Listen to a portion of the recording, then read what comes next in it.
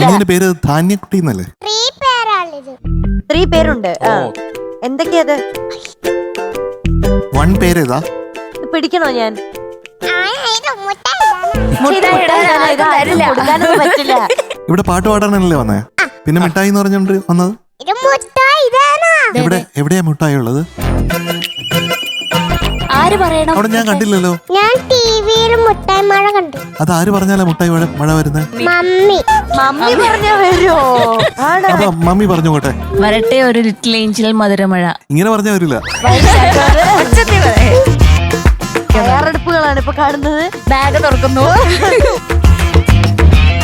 വരട്ടെ മുട്ടായി മഴ.